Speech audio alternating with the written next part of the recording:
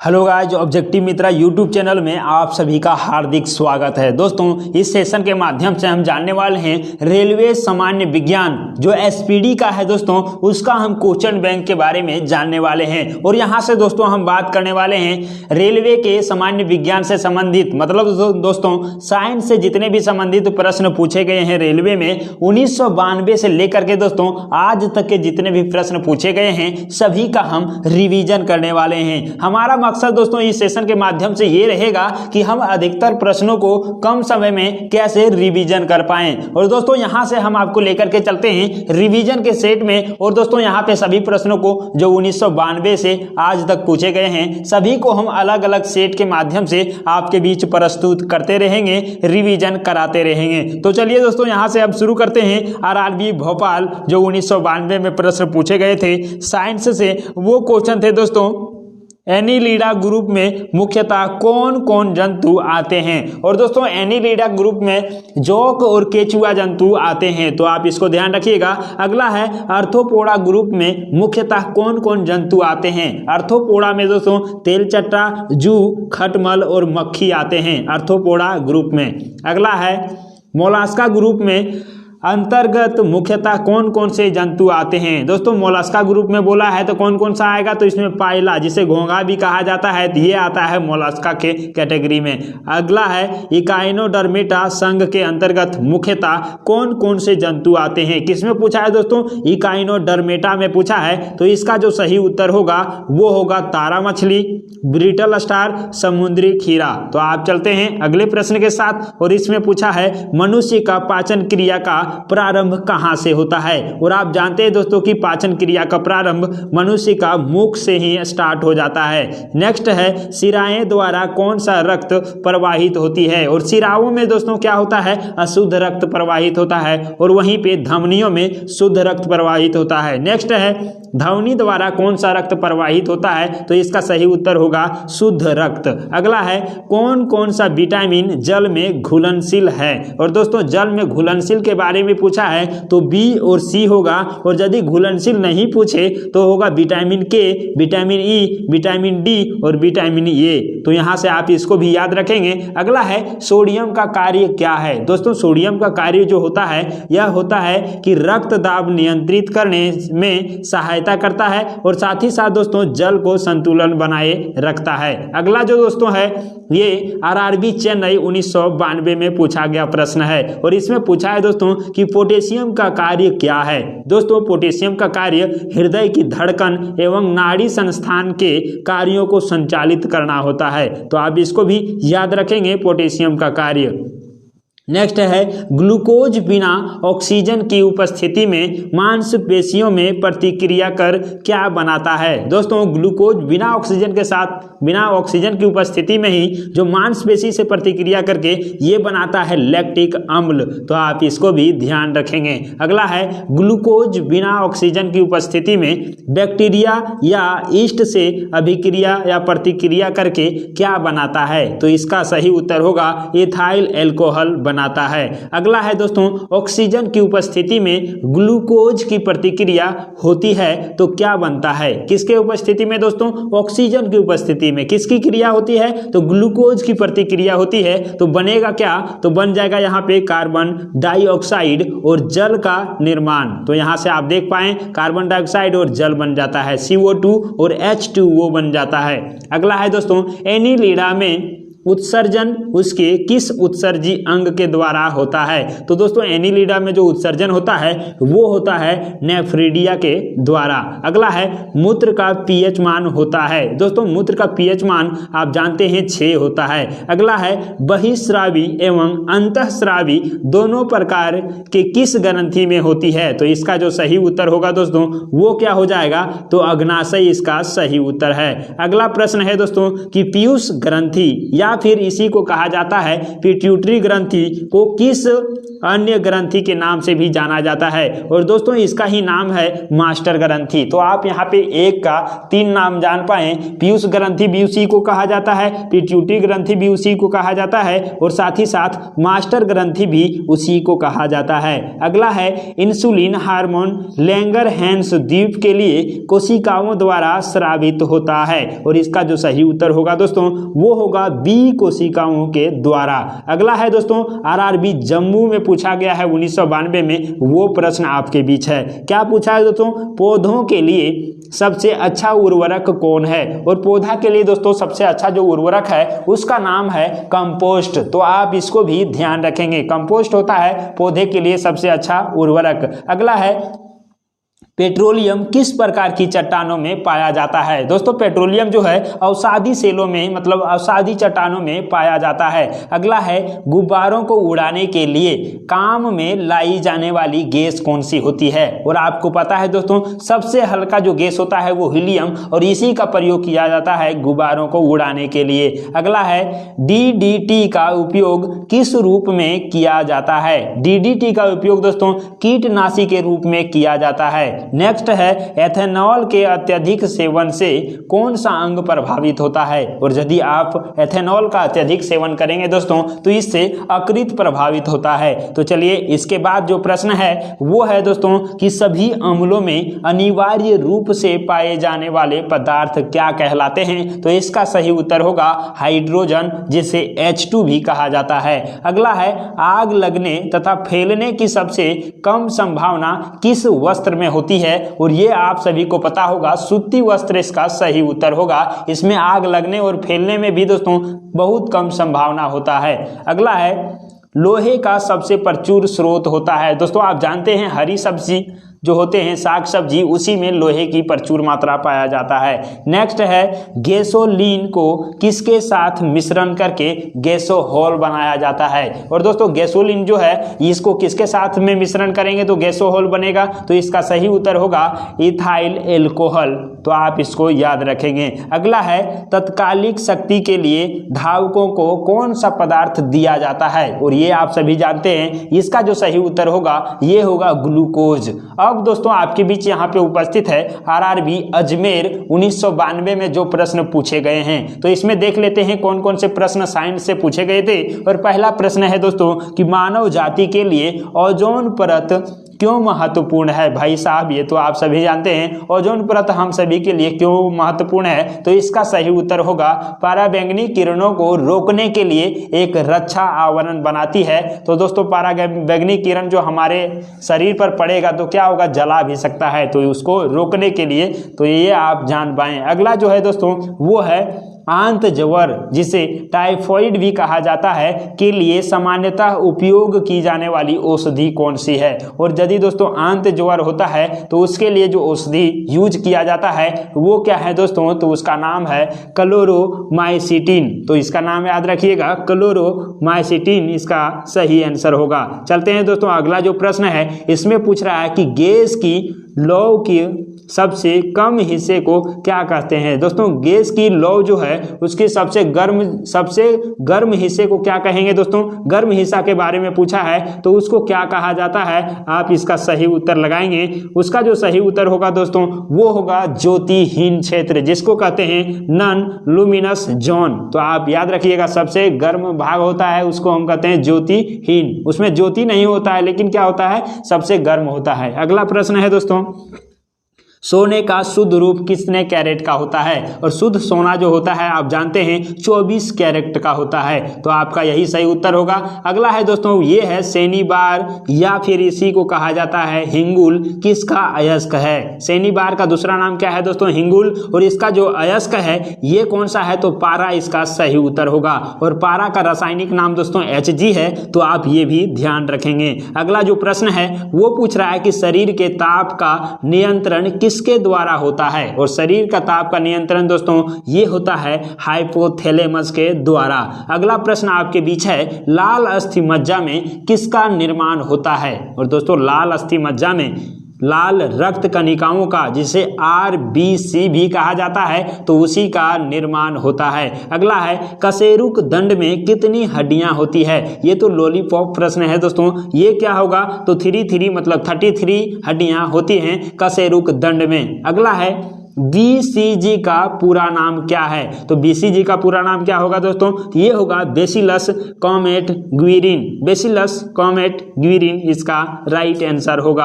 अगला है athlete foot नामक रोग किससे होती है। एथलीट फुट नामक रोग दोस्तों कवक द्वारा होता है, तो आप इसको भी ध्यान रखेंगे। नेक्स्ट है दम्मा, जिसे अस्थमा भी कहा जाता है। ये रोग दोस्तों किससे होता है, ये बताइए। और ये रोग दोस्तों ये होता है कवक से ही, तो आप इसको भी याद रखेंगे, दम्मा कवक से होता है।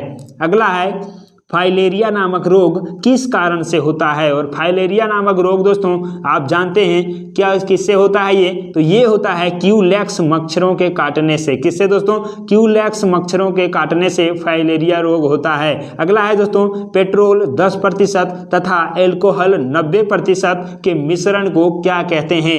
यदि दोस्तों आप अपने से भी मिलाकर के देखेंगे, 10% पेट्रोल हो और उसमें दोस्तों 90% मिश्रण जो हो वो ये हो एल्कोहल का हो, तो वो जो बनता है उसी को हम कहते हैं गैसोहॉल। तो आप इसका सही उत्तर लगा पाए होंगे। अगला जो प्रश्न है दोस्तों आपके बीच यहाँ पे उपस्थित हो रहा है RRB कोलकाता 1992 का, और इसका भी हम स्वागत करते हैं और देखते हैं कि कौन कौन सा प्रश्न पूछा गया था। तो इसमें है दोस्तों पहला कि सूत्र कणिका को अन्य नाम से भी जाना जाता है, वो कौन सा नाम है दोस्तों ये बताइए। किसका, तो सूत्र कणिका के बारे में पूछा है। और इसको दोस्तों क्या कहते हैं, तो माइटोकॉन्ड्रिया इसी को कहा जाता है। तो आपका राइट आंसर होगा सूत्र कणिका को माइटोकॉन्ड्रिया के नाम से भी जाना जाता है। अगला है वट वृक्ष पादपों के किस वर्ग में पाया जाता है। क्या है दोस्तों वट वृक्ष, तो ये क्या होगा आवृत्ति बीजी, इसे कहते हैं एंगी ऑपेरनस। तो यहाँ पे देखेंगे दोस्तों इसका जो होगा एंगी ऑपेरनस इसका सही होगा, मतलब आवृत्ति बीजी सही आंसर होगा। अगला है फ्लेम ऑफ द फॉरेस्ट, जिसे वन की ज्वाला का अर्थ क्या होता है ये बताइए। क्या है दोस्तों फ्लेम ऑफ द फॉरेस्ट, या फिर इसी को कहेंगे वन की ज्वाला का अर्थ क्या है, तो ऐसे पेड़ों से भरा वन जो पतझड़ में क्या है फूलते हैं और लाल फूल बिखेरते हैं, उसी को कहते हैं वन की ज्वाला। जैसे दोस्तों सभी जो है पतझड़ में क्या हो जाते हैं फूल जाते हैं, और दोस्तों लाल फूल जब बिखेरते हैं तो लगता है क्या ज्वाला के जैसा ही लगता है, तो यही इसका सही उत्तर होगा। अगला है दोस्तों यहाँ पे कि पेनिसिलिन किससे बनाया जाता है। और पेनिसिलिन जो बनता है दोस्तों ये कवक से बनता है, तो आप इसका सही उत्तर कवक को लगाएंगे। अगला प्रश्न है आपके बीच लाइकेन को दो जीवधारियों का सहजीवी सहचर्य समझा जाता है, वो दो जीवी कौन से हैं। तो यहाँ पे दोस्तों लाइकेन को दो जीवधारी सहजीवी सहचर्य समझा जाता है, वो दो जीव कौन सा है, तो शैवाल हैं और कवक इसका सही उत्तर होगा। तो चलते हैं अगला जो प्रश्न है वो पूछ रहा है कि आमतौर से संश्लेषी वृद्धि माध्यम और बेकरी में काम में लाया जाने वाला एगार किस से प्राप्त होता है। दोस्तों ये कहाँ से प्राप्त होता है, तो ये शैवाल से प्राप्त किए जाते हैं, तो आपका सही उत्तर होगा शैवाल। अगला है लौंग किससे प्राप्त होता है, और ये तो बहुत ही आसान प्रश्न है। लौंग दोस्तों आप जानते हैं पुष्प की कली से प्राप्त किया जाता है। और यहीं पे दोस्तों नेक्स्ट जो प्रश्न है वो है कि अनशन या फिर उपवास की लंबी अवधि के दौरान शरीर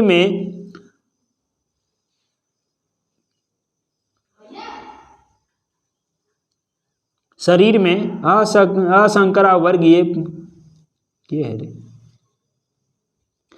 अगला प्रश्न है दोस्तों कि अनशन या फिर उपवास की लंबी अवधि के दौरान शरीर में अशर्करा वर्गीय पुरावर्ती से पाक्षा शर्करा जिसे ग्लूकोज या फिर दोस्तों मधुजन जिसे कहते हैं ग्लाइकोजन बनने की विधि का नाम क्या है। तो यहाँ पे ये जो प्रोसेस होता है दोस्तों इसका जो नाम है ये है ग्लूकोन वनजनन। तो यहाँ पे याद रखिएगा ग्लूको नवजनन इसका सही उत्तर होगा। अगला जो है दोस्तों ये है सभी जीवधारियों में पाए जाने वाला कौन सा यौगिक है जिसमें भरपूर मात्रा में फास्फोरस पाया जाता है। और भरपूर मात्रा में फास्फोरस पाए जाने वाला दोस्तों ये क्या होगा न्यूक्लियक अम्ल इसका सही उत्तर होगा। अगला है भारत में केंद्रीय धान अनुसंधान केंद्र कहाँ है? और दोस्तों केंद्रीय धान अनुसंधान केंद्र के बारे में पूछे तो आप इसका कटक सही उत्तर लगाएंगे। नेक्स्ट जो है दोस्तों ये है आरआरबी चंडीगढ़ 1993 में पूछे गए सभी प्रश्न। तो देखते हैं चंडीगढ़ में कौन से प्रश्न पूछे गए थे। प्रश्न है आपके बीच दोस्तों कि किस वैज्ञानिक को प्रकाश संश्लेषण पर कार्य करने के लिए नोबेल पुरस्कार मिला है? मतलब दोस्तों प्रकाश संश्लेषण पर किसको नोबेल पुरस्कार मिला है, ये चीज आप बताइए। इसका जो सही उत्तर होगा ये होगा मेल्विन केल्विन को। क्या है दोस्तों? मेल्विन केल्विन को ही मिला है प्रकाश संश्लेषण के कार्य करने पर नोबेल पुरस्कार। अगला जो है ये पूछ रहा है कि किस पदार्थ के संचय से मांसपेशी में थकावट पैदा होती है? किसका संचय हो जाने के बाद दोस्तों मांसपेशी में थकावट होता है? तो इसका जो सही उत्तर होगा ये होगा लैक्टिक अम्ल। अगला प्रश्न है किन रुधिर कणिकाओं मतलब कोशिकाओं की मदद से रोगों के प्रति प्रतिरोध पैदा होता है? तो दोस्तों यहाँ पे आप इसका सही उत्तर लगाएंगे, ये है लसिकाणु, जिसे लिम्फोसाइट भी कहा जाता है। और इसी से दोस्तों क्या होता है, रुधिर कोशिकाओं की मदद से, इसी रुधिर कोशिकाओं से मदद से क्या होता है, रोगों के प्रति प्रतिरोध पैदा होती है। नेक्स्ट है मनुष्य में लाल रुधिर कोशिकाओं के जैविक को अवधि कितनी होती है? लाल रुधिर कोशिका मतलब आरबीसी का जो जीवन काल होता है ये कितना होता है दोस्तों? आप जानते हैं 120 दिन। नेक्स्ट है शिरा रक्त को ऑक्सीकरण के लिए फेफड़ों तक किसके द्वारा ले जाता है? शिरा दोस्तों रक्त को कौन सा? तो ये क्या होगा, फुफ्फुस धमनी के द्वारा ले जाता है। अगला प्रश्न आपका बीच है, ये है दोस्तों आरआरबी भुवनेश्वर 1993 में पूछे गए प्रश्न। इसमें पूछा है कि कृत्रिम गुर्दा किस सिद्धांत पर कार्य करती है? ये दोस्तों अपोहन के सिद्धांत पर कार्य करता है, जिसे डायलाइसिस भी कहा जाता है। तो उसी के सिद्धांत पर कृत्रिम गुर्दा काम करता है। अगला है एक व्यक्ति की आंखों का रंग काला, नीला या भूरा उस वर्ण जिसे पिगमेंट भी कहा जाता है पर आश्रित है जिसमें पाया जाता है। क्या दोस्तों? ये होगा परितारिका, जिसे आइरिस भी कहा जाता है, तो उसी पर आधारित होता है। तो ये चीज आप जाने हैं। अगला जो प्रश्न है दोस्तों ये है कि जब आंख में धूल चली जाती है तो कौन सा हिस्सा सूजकर गुलाबी हो जाता है? आप इसको आप जानते होंगे दोस्तों। इसका जो सही उत्तर होगा ये क्या होगा, नेत्र श्लेष्मा। नेत्र श्लेष्मला जो इसका होगा सही उत्तर होगा। और इसी को दोस्तों कहा जाता है कंजंक्टिवा।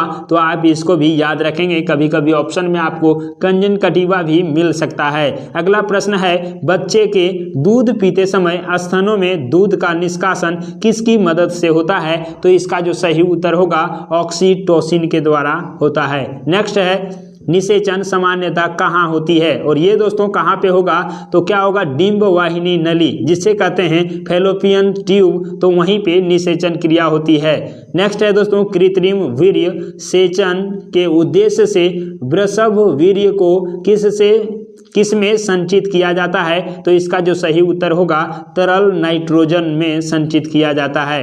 नेक्स्ट प्रश्न है किस पादप का पुष्प सबसे बड़ा होता है? और सबसे बड़ा पुष्प वाला दोस्तों आप जानते हैं कौन सा पादप है? तो इसका जो सही उत्तर होगा रेफ्लेसिया इसका सही उत्तर है। अगला है दोस्तों आरआरबी सिकंदराबाद 1993 में पूछे गए सभी प्रश्न। यहाँ पे देखेंगे असत्य फल मुख्य रूप से कौन कौन है? असत्य फल के बारे में पूछा है दोस्तों, तो इसका जो सही उत्तर है ये है नारियल और कटहल असत्य फल के श्रेणी में आते हैं।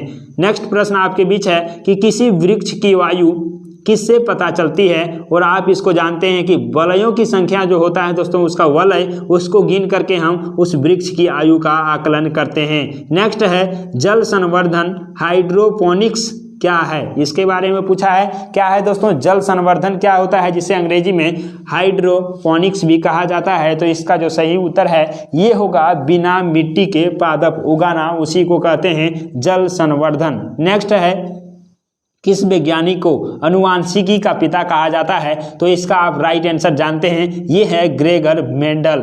और नेक्स्ट प्रश्न है दोस्तों कि किसी बच्चे का लिंग निर्धारण किससे होता है? तो आप जानते हैं पिता के गुणसूत्र से। नेक्स्ट है मनुष्यों में गुणसूत्रों की संख्या कितनी होती है, तो 46 होते हैं, और यदि जोड़ा में पूछेगा तो आप कहेंगे कि 23 जोड़ा होता है सर। नेक्स्ट है जो लोग मक्का को मुख्य अनाज की तरह आहार में लेते हैं उनमें किस विटामिन की कमी की संभावना रहती है। मतलब सीधा सा कहें दोस्तों, मक्का से वो विटामिन नहीं मिल पाता है, तो उसका सही उत्तर होगा विटामिन B1। अगला प्रश्न है बीजों को सबसे अच्छी तरह से सुरक्षित कैसे रखा जा सकता है। बीज को यदि सुरक्षित रखना है दोस्तों तो उसके लिए क्या करना होगा, तो ठंडी और शुष्क परिस्थिति में उसे हम सुरक्षित रख सकते हैं। अगला है कपास रेशा किससे प्राप्त होता है। कपास रेशा दोस्तों बीजों से प्राप्त होता है, तो आप इसको सही कर पाएंगे। नेक्स्ट जो सेशन है इसमें है दोस्तों RRB गुवाहाटी 1993 में पूछे गए प्रश्न। इसमें पूछा है ताजे निकले मूत्र में कोई खास गंध नहीं होती है, लेकिन कुछ समय बाद उसमें अमोनिया जैसी तेज गंध आने लगती है, इसका क्या रीजन है ये बताना है। और इसका जो सही उत्तर होगा दोस्तों, अमोनिया जैसा गंध आने लगता है क्योंकि जीवाणुओं द्वारा यूरिया अमोनिया में बदल जाता है। किस में बदलता है दोस्तों, जीवाणुओं के द्वारा यूरिया जो होता है वो अमोनिया में बदल जाता है, इसीलिए अमोनिया जैसी तेज गंध आने लगती है। अगला है किस मछली में सल्क नहीं होते हैं, और सल्क किस में नहीं होता है दोस्तों, तो इसका जो सही उत्तर होगा कैटफिश होगा, तो आप इसको याद रखिएगा। अगला है ज़्यादातर मछलियां जल में क्यों नहीं डूबती है, और जल में नहीं डूबती है उसका कारण क्या है, तो ये है वातावशय, जिसे कहते हैं स्विम ब्लाडर के कारण। तो वातावशय के कारण अधिकतर मछलियां जल में नहीं डूबती है। नेक्स्ट प्रश्न है दोस्तों,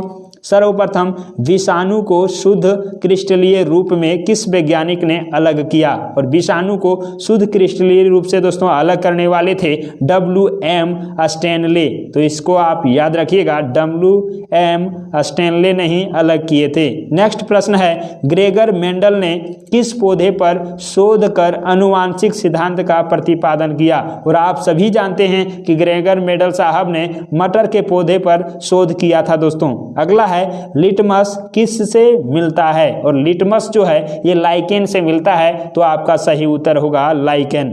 नेक्स्ट है दोस्तों मलेरिया के उपचार की दवा किस स्रोत से प्राप्त किया जाता है, और ये जो प्रश्न है दोस्तों ये RRB रांची 1993 में पूछे गए प्रश्न है। तो पूछा है कि मलेरिया के उपचार की दवा किस स्रोत से प्राप्त किया जाता है, तो आपका सही उत्तर होगा सिनकोना के वृक्ष से प्राप्त किया जाता है। अगला प्रश्न है कि अफीम जो एक पादप उत्पाद है ये किससे प्राप्त होता है। तो दोस्तों आप जानते हैं कि सूखे जो लेटेक्स हैं उसी से प्राप्त किया जाता है अफीम। कहाँ से दोस्तों, सूखे लेटेक्स से प्राप्त किया जाता है। नेक्स्ट जो प्रश्न यहाँ आपके बीच है दोस्तों वो पूछ रहा है कि वाणिज्यिक मतलब कमर्शियल काग किसके छाल से प्राप्त किया जाता है, तो इसका जो सही उत्तर होगा ये होगा बलूत, जिसे ओक भी कहा जाता है, तो आप इसका सही उत्तर यही लगाएंगे। अगला है कि पश्मीना बकरी किस नस्ल से प्राप्त होती है। ये दोस्तों पश्मीना बकरी जो है ये चंगथंगी से नस्ल से प्राप्त किया जाता है, तो आप इसको याद रखेंगे। अगला है मवेशियों में बांझपन किस रोग के कारण होती है, और मवेशियों में दोस्तों बांझपन होने का कारण क्या है, तो रोग उसमें अधिकतम होता है, इसी के वजह से बांझपन होता है। अगला है अधिक शराब पीने वाले लोग अधिकांशतः किस बीमारी से मरते हैं, और इसका जो सही उत्तर होगा ये होगा सूत्रण रोग, जिसे कहते हैं सिरोसिस भी कहा जाता है, तो आप इसको याद रखेंगे, ज़्यादा शराब पीने वाले सिरोसिस रोग से मरते हैं। नेक्स्ट है दोस्तों कि राइबोसोम किसका कार्य करती है। राइबोसोम दोस्तों ये प्रोटीन संश्लेषण का कार्य करती है, तो आप इसको याद रखेंगे। अगला है मरुस्थल में उगने वाले पौधे क्या कहलाते हैं, और इसे दोस्तों क्या कहते हैं ये चीज़ आप जल्दी से बता दीजिए। इसका जो सही उत्तर होगा मरुदिमिद, मतलब इसको कहते हैं दोस्तों एक्सेरोफाइट भी कहा जाता है, तो यही इसका सही उत्तर होगा। मतलब क्या, मरुदी मिद इसका सही उत्तर है। अब जो सेशन है दोस्तों ये जो है RRB कोलकाता 1994 में पूछे गए प्रश्न हैं, और यहाँ पे आप देख पाएंगे कि भोपाल में 1984 में जो गैस लीक हुई थी वो कौन सी गैस थी। तो ये प्रश्न आप कई बार देखे होंगे, और इसका जो सही उत्तर होगा ये है मिथाइल आइसोसाइनेट। नेक्स्ट प्रश्न है दोस्तों भैंस के मुख्य नस्लें कौन कौन सी है, और भैंस का जो नस्ल है वो है दोस्तों मुर्रा, सुरती, मदवाड़ी, जाफराबादी और मेहसाना, ये सब क्या है दोस्तों, भैंस की नस्ल है, तो आप इसको याद रखिएगा। अगला है बकरी पर केंद्रीय अनुसंधान संस्थान की स्थापना कहाँ की गई है, तो ये दोस्तों कहाँ होगा, उत्तर प्रदेश के मथुरा के पास, कहाँ पे, मखदूम में किया गया है, तो आप ये ध्यान रखिएगा। अगला है ईंट पर राष्ट्रीय अनुसंधान केंद्र कहाँ है, ईंट पर राष्ट्रीय अनुसंधान केंद्र कहाँ है दोस्तों, तो ये होगा जोरबीर, जो कहाँ है, बीकानेर में स्थित है। अगला है दालचीनी कहाँ से प्राप्त होती है, और दालचीनी दोस्तों छोटे से सदाहरित वृक्ष के छाल से प्राप्त किया जाता है। अगला प्रश्न है मसालों की रानी किसको कहा जाता है, मसालों की रानी इलायची को कहा जाता है, तो आप इसको याद रखिएगा। अगला है फूलों के संवर्धन के विज्ञान को क्या कहते हैं, फूलों के संवर्धन के विज्ञान को फ्लोरिकल्चर कहा जाता है, तो आप इसको भी याद रखिएगा। अगला है दोस्तों पेडोलॉजी में किसका अध्ययन किया जाता है, पेडोलॉजी तो संबंधित है, ये भूमि के अध्ययन से संबंधित है, तो आपका सही उत्तर होगा भूमि का अध्ययन। अगला है दोस्तों सिस्टेमा नेचुरा किसकी पुस्तक है, और ये है लिनियस का पुस्तक, लिनियस साहब ने ही सिस्टेमा नेचुरा का रचना किए हैं। नेक्स्ट जो है वो दोस्तों आप यहाँ पे देख पाएंगे आरआरबी त्रिवेंद्रम 1994 में पूछे गए सभी प्रश्नों को यहाँ पे देखेंगे। क्या है पहला प्रश्न, दूध से दही के रूप में जमने का कारण क्या है, दोस्तों दूध से दही जमना ये किसका कारण है, तो आपका सही उत्तर होगा लैक्टोबैसिलस का कारण है दूध से दही में जमना। नेक्स्ट है विषाणु में क्या होता है, और विषाणु में दोस्तों ये होते हैं न्यूक्लिक एसिड और प्रोटीन, किसमें, विषाणु में होते हैं। अगला है जंतुओं में होने वाली फूट एंड माउथ रोग किसके कारण से उत्पन्न होती है, ये जानते हैं दोस्तों फूट एंड माउथ रोग जो होता है ये किससे होता है, तो विषाणु के कारण होता है, वायरस के कारण होता है। अगला है किस शैवाल में आयोडीन प्राप्त होता है, दोस्तों किस शैवाल से आयोडीन प्राप्त होता है, तो इसका जो सही उत्तर होगा ये होगा लेमिनेरिया से, कहाँ से दोस्तों, लेमिनेरिया से ही आयोडीन प्राप्त होता है। तो इस प्रकार से दोस्तों हमने 1992 से लेकर के 1994 तक के जितने भी प्रश्न थे इसको हम इस सेशन के माध्यम से कवर कर दिए हैं, और अब जो सेशन होगा उसमें हम जानेंगे इसके बाद से जो भी प्रश्न पूछे गए हैं उसके बारे में। तो दोस्तों ये जो क्वेश्चन बैंक का सेशन था ये आपको कैसा लगा, जैसा कि हम आपको पहले भी बताएं कि हमारा जो मकसद है वो सिर्फ आपको रिवीजन करा देना है। दोस्तों यदि आपको स्लो लग रहा है तो आप अपने स्पीड को बढ़ा करके इसे